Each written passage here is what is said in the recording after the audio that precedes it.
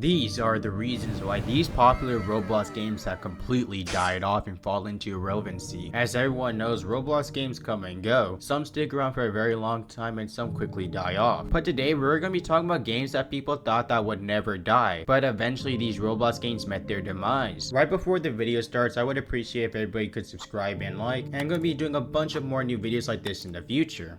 And yes, let's get right into our very first Roblox game. Now this game is known as Breaking Point, and this game boasts around 1.3 billion visits and was created by the group known as Paradox, and the owner of Paradox is a Roblox account by the name of Blue Cage. Now Breaking Point is just a very simple basic game with a great idea around it, and there's a bunch of like little mini game modes that you can do inside the game, and everyone thought that this game had the blueprints to be a game that would never die, but this game would not be able to stand the test of time. As of recording this video, Breaking Point right now has 1.2 thousand players, and that might seem a lot, but taking a look at this graph, the player count seems to keep dropping every year. As you can see, the amount of players definitely peaked around 2020, and this makes sense because of quarantine. But as time goes on, Breaking Point fails to reach the player count that it had many years ago. Now, there is actually a very good reason on why this game completely died off. It's because the creator of this game went completely inactive and has been inactive for over 4 years, meaning that this game hasn't been updated in a long time. 4 years to be exact. Obviously, with the lack of updates and the same gameplay mechanics, people are going to find this game boring and eventually quit it. Now there's actually good news to this story, because there's a second Breaking Point that people can play, and this game seems to be doing fairly well. It already has over 100 million visits. Moving on to game number 2, Vehicle Simulator. Now unlike the other games that I'm going to be talking about on this list, the reason why this game died is extremely crazy, and there's a lot of controversy behind this game which I'll quickly try and summarize. So to keep a long story short, the creator of this game is known as Sim Builder, and around 10 years ago he decided to create the game known as Vehicle Simulator, and this game has almost 700 million visits, which is crazy. And at the time of recording this video, this game has around 65 players. Now Vehicle Simulator was on track to become one of the best and most played Roblox games of all time, because back then the physics and the game mechanics were crazy, and there's so many you can do to modify your car and make it faster in this game. But you see, the problem is not about the actual game itself, but the problem lies with the creator, Sim Builder. Now these are just based off rumors that I'm seeing on Twitter right now, but turns out that Sim Builder has some mental problems, and eventually Sim Builder decided to create a huge ego. He takes a lot of pride in this game and thinks that he is the best Roblox developer out there, and because of this boasting on Twitter, Sim Builder was denied access to go to a Roblox developer conference, which is an annual event where a bunch of Roblox developers and YouTubers meet up, and Sim Builder was obviously not happy with this news. So even while he was denied access to RDC, he still showed up anyways, and this sparked a lot of controversy, because shortly after, Sim Builder was arrested for trying to break into private property. And that's not just the worst thing, because when the authorities were searching Sim Builder's car, they found a bunch of weapons. So there's speculations that Sim Builder was gonna go in there and do harm to the place. And because of this, RDC got delayed and cancelled. And a few weeks later, Roblox completely banned the Sim Builder account forever, which means that Vehicle Simulator will never get updated again. At one point a few years ago, Vehicle Simulator was averaging around 1,000 to 2,000 players. Now this game sits at around 50 players at max. And based on the information that I have right now, Sim Builder currently sits in a prison cell. Moving on to game number 3, Meep City. Now I'm pretty sure everyone watching this video knows what Meep City is, but just to kind of quickly summarize it, Meep City is just kind of a roleplay hangout game. You can adopt these little Meep pets and take care of them like they're a child. Now Meep City might be the biggest game that I talk about in this video, because currently this game has around 16 billion visits, making this one of the most played Roblox games of all time. But currently right now this game is averaging around 8 to 9,000 players. Now how could such a huge Roblox game have a disastrous downfall? Well, you see, it's all because of one word: drama. No matter what, Meep City was always finding itself in some type of drama, and a lot of it has to do with the creator of Meep City known as Alex Neutron. Now if you want to know more information about this, I highly suggest you go ahead and check out Green Lego Cat 123's videos talking about all this. But to kind of summarize the situation between Meep City, there's a function on Meep City back in the old days called parties, and basically you can create and host parties, and people were able to add whatever models they wanted into their Meep City parties, and unfortunately a lot of people were taking advantage of this. So just to keep a long story short, people were making these Meep City parties to have other people join the parties and participate in a bunch of inappropriate activities, you know, like making babies or whatever, and obviously this is against Roblox TOS. And Alex Neutron literally said that he could do nothing about this, even though he is literally the creator of the game. But eventually so much pressure was put on Alex Neutron that he had no choice but to completely remove the parties function a few years later, and by doing that, Meep City completely completely fell off. The game went from averaging around 50 to 100,000 players, and it dropped all the way to barely 10,000 players. And as time goes on, Meep City continues to die off because the game is kind of boring. It's the same concept and there's nothing crazy to do anymore. And as you can see from this graph, this line clearly shows that the player count is just going to keep dropping and dropping every year, and it's going to get to a point where sometime in the future this game will